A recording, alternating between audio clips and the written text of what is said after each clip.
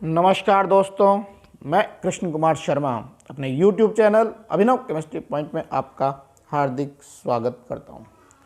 दोस्तों, आज के इस वीडियो में मैं आप लोगों के जो ढेरों कमेंट्स आ रहे हैं, ढेरों क्वेश्चंस आ रहे हैं कि क्या क्या डॉक्यूमेंट्स चाहिए, क्या क्या हमें नियुक्ति के समय, क्या क्या हमें काउंसलिंग के समय क्या क्या चाहिए।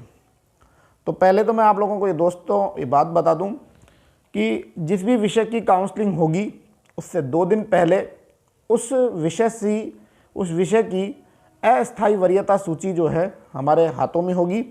और अस्थायी वरीयता का हमारे जो आरपीएससी ने जो मेरिट क्रमांक दिया है उससे कोई संबंध नहीं है, क्योंकि जो वरीयता निर्धारित की जाएगी उसके अंदर सबसे पहले जो क्रम लिखा है, विधवा, परिपक्वता और जो भी निदेशालय ने तय किया है इसके अंदर, वो उसके अनुसार हमारी अस्थायी वरीयता सूची बनेगी। तो हम एक एक पॉइंट को मैंने आज थोड़ी मेहनत करी है और कुछ टाइप करके और आप लोगों के सामने एक सिस्टमेटिक ढंग से एक चेकलिस्ट तैयार करी है। उस चेकलिस्ट की हेल्प से आप लोगों को कोई भी परेशानी नहीं होगी और आपकी सभी प्रकार की समस्याओं का समाधान मेरे इस वीडियो से हो जाएंगे। तो इस वीडियो को आप पूरा ध्यान से देखें, पूरा देखें। और देखने से पहले दोस्तों, व्याख्याता भर्ती परीक्षा 2018 से संबंधित सभी जानकारियों के लिए इस चैनल को सब्सक्राइब कर दें। तो पॉइंट नंबर 1 को मैं डिस्कस करना जा रहा हूं दोस्तों। सबसे पहले पॉइंट नंबर फर्स्ट है, साथियों, वरीयता सूची जारी होने के बाद संबंधित जिला पुलिस अधीक्षक द्वारा प्रदत्त चरित्र संबंधी सदाचार रिपोर्ट एवं सक्षम चिकित्सा अधिकारी द्वारा प्रदत्त स्वास्थ्य प्रमाण पत्र हेतु अप्लाई करें। जब आप लोगों के पास में अस्थायी वरीयता सूची आ जाए उसी दिन जो है आप इसके लिए अप्लाई कर सकते हैं। पुलिस वेरिफिकेशन से है और मेरा हेल्थ सर्टिफिकेट से संबंधित है। हेल्थ सर्टिफिकेट आपका सीएमओ के साइन होंगे उसके ऊपर, और पुलिस वेरिफिकेशन जो है आप लोगों को ई मित्र केंद्र पर जाकर पुलिस वेरिफिकेशन के लिए अप्लाई करना पड़ेगा। और कुछ दिनों बाद में ये पुलिस विभाग के द्वारा इसको वेरीफाई कर दिया जाएगा और जैसा हमारा मूल निवास बन के आता है, जैसा हमारा ईडब्ल्यूएस बन के आता है, वैसा ही हमारे पास में हमारा पुलिस वेरिफिकेशन सर्टिफिकेट बन के आएगा जो हमें नियुक्ति के समय जाएगा। तो हेल्थ सर्टिफिकेट के लिए आप अपने जिला के जो चिकित्सा अधिकारी हैं, सीएमओ, उनके पास में जाके हेल्थ सर्टिफिकेट का फॉर्मेट मैं आप लोगों को डाल दूंगा अपने यूट्यूब चैनल के माध्यम से। तो वो हेल्थ सर्टिफिकेट का फॉर्मेट लेके और आप लोग जो हैं सीएमओ के साइन करा के हेल्थ सर्टिफिकेट भी अस्थायी वरीयता सूची जारी होने के बाद में कर लें। अगला पॉइंट देखिए, मेडिकल सर्टिफिकेट किसी भी जिले के चिकित्सा अधिकारी से प्राप्त किया जा सकता है, गृह जिले का होना आवश्यक नहीं है। ये नहीं कि जैसे मान लो मैं जयपुर का हूँ, दौसा का हूँ, तो अजमेर का जो सीएमओ होगा वो भी मुझे गृह अपना जो चिकित्सा हेल्थ सर्टिफिकेट है मेरी हेल्थ, वो आपको जारी कर सकता है। तो ये दोनों डॉक्यूमेंट तो अनिवार्य है, किसी भी तरीके से इसको हमें अस्थायी वरीयता सूची आने के बाद में इसे बनवा लेना है। जो मेरे दोस्त, मेरे साथी पहले ही से ही किसी सेवा में कार्यरत है, कोई पटवारी है, कोई ग्राम सेवक है, कोई सेकंड ग्रेड में है, कोई थर्ड ग्रेड में, उन्हें इन दोनों सर्टिफिकेट की आवश्यकता नहीं है, वो ना बनाएं इनको, क्योंकि उन लोगों का पुलिस वेरिफिकेशन और हेल्थ सर्टिफिकेट ऑलरेडी जो है जमा हो गया है। अगले पॉइंट की तरफ चलते हैं, पॉइंट नंबर 2 की तरफ। दिनांक 1/6/2002 को अथवा उसके पश्चात उत्पन्न होने वाली संतानों की कुल संख्या 2 से अधिक नहीं होने पर आवश्यक पृथक 50 रुपये के नॉन जुडिशियल स्टाम्प पर आवश्यक रूप से बनवाने हैं। आज की तारीख में आप बनवा सकते हैं। तो इसके अंदर यह है कि कहीं 1/6/2002 के बाद में संतान की संख्या यदि आपके पास 1 है या 2 है तो 50 रुपये का स्टाम्प पे आप लोगों को ये लिखवाना है। क्या लिखवाना है, मैं लैंग्वेज बता रहा हूँ आप लोगों को कि मैं कृष्ण कुमार शर्मा पुत्र श्री राधेश्याम शर्मा शपथ लेता हूँ कि दिनांक 1/6/2002 के पश्चात मेरे संतान की संख्या 2 है। एक का नाम X है और दूसरे का नाम Y है। X की जन्म दिनांक ये है और Y की जन्म दिनांक ये है। इस प्रकार का आप लोगों को एक शपथ पत्र जो है, संतान संबंधी शपथ पत्र आपको तैयार करना रहेगा। तो ये शपथ पत्र आप लोगों ने तैयार करवाया भी था अपन ने आरपीएससी के टाइम पे, कई लोगों ने तैयारी कराई, लेकिन आरपीएससी में वहाँ इसकी ज़रूरत नहीं थी, हमने खामखा 50 रुपये का नुकसान किया। अगला है समस्त अभ्यर्थियों को 50 रुपये के, वही जो 50 रुपये का ऊपर लिया वैसा ही लिया है, और यदि इनके द्वारा अर्जित शैक्षिक प्रशिक्षण की योग्यता वैध व मान्य नहीं पाई गई तो प्रदत्त यह नियुक्ति निरस्त करने और विरुद्ध करने संबंधी अधिकार सुरक्षित रहेगा। ऐसी स्थिति में नियुक्ति निरस्त की जाएगी तथा नियम अनुसार कानून कार्रवाई अमल की जाएगी। इसमें शैक्षणिक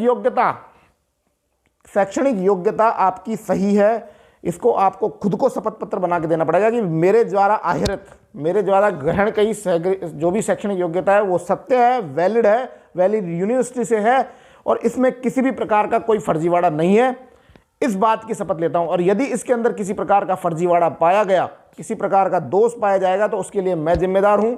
सरकार मेरे खिलाफ कार्रवाई कर सकती है और नियम के अनुसार मेरे ऊपर दंड भी हो सकता है, मुझे जेल भी हो सकती है। इस प्रकार का जो लाइन लिखी हुई है वैसा ही आपको शपथ पत्र बनाना है शैक्षणिक योग्यता के संबंध में। पॉइंट नंबर 4 की ओर चलते हैं। वही 50 रुपये के नॉन जुडिशियल स्टाम्प पे शपथ पत्र बनाना है। इसके द्वारा सूचनाएं एवं दस्तावेज सही हैं, मतलब जो आपने दस्तावेज और सूचना लगाई है वो सभी के सभी दस्तावेज और सूचनाएं बिल्कुल सही है, इनमें किसी भी प्रकार की कोई गलती नहीं है। और यदि कुछ इसमें दोष है, कुछ गलती है, तो उसके लिए मैं स्वयं जिम्मेदार हूँगा। मेरे खिलाफ जो है नियम अनुसार कार्रवाई के लिए शिक्षा विभाग स्वतंत्र रहेगा। तो एक आपको ये है। अगला बात, जो अभ्यर्थी विवाहित है उन्हें विवाह पंजीयन प्रमाण पत्र प्रदान करना पड़ेगा। आरपीएससी में भी हमने करवाया था, यहाँ भी हमें एक बार जमा कराना पड़ेगा। तो वो आप लोगों के पास में विवाह पंजीयन अधिकारी बना के दे देगा, और ऑलरेडी लोगों के पास में, ठीक है।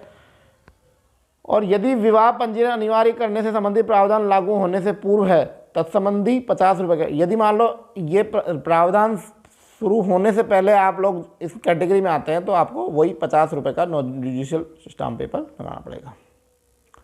अगला क्वेश्चन है, धूम्रपान एवं गुटखा सेवन नहीं करने संबंधित वचनबद्धता का शपथ पत्र।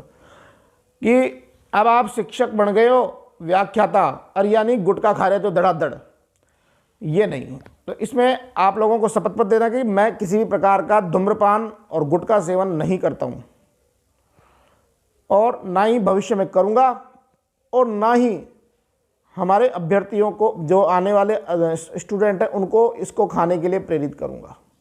इस प्रकार का शपथ पत्र भी आपको बनाना है कि धूम्रपान और गुटखा सेवन के लिए मैं अंडरटेकिंग शपथ पत्र लेता हूँ, ना मैं अब धूम्रपान करूँगा, ना करता हूँ, और ना ही भविष्य में मैं किसी को करने के लिए बाध्य करूँगा या उसको सजेस्ट करूँगा। इस प्रकार का आपको 6 नंबर का प्रमाण पत्र बनाना है।